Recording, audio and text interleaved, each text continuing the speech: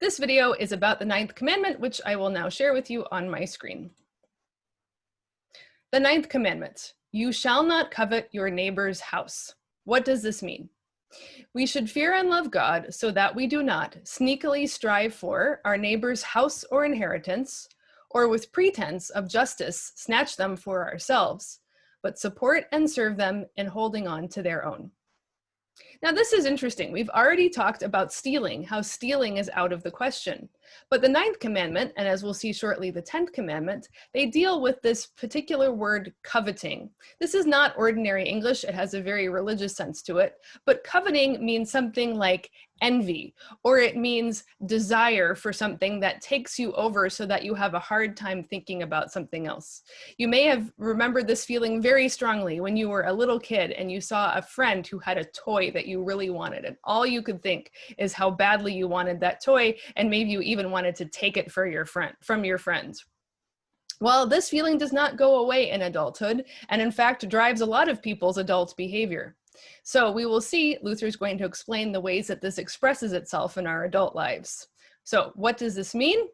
We should fear and love God so that we do not. And then what should we not do? Sneakily strive for our neighbor's house or inheritance, or with pretense of justice, snatch them for ourselves. House and inheritance here is meant to be all-inclusive. It doesn't mean that you can get away with coveting your neighbor's car. Anything that is your neighbor's, you are not supposed to be trying to get, using the justice system to make the case for yourself, trick them out of it. Anything that makes your desire for an object overcome your interest in your neighbor's good. So the positive case, by contrast, is that when you see that your neighbor has something wonderful, your job is not to try to get it away from them, but to support and serve them in hanging on to it.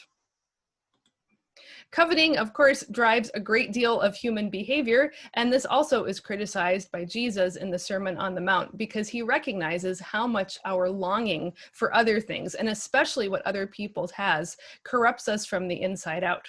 You might think that coveting seems really mild compared to stealing, and certainly compared to murdering.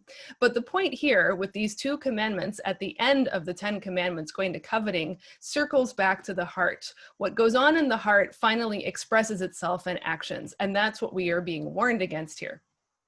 Next video is the 10th commandment.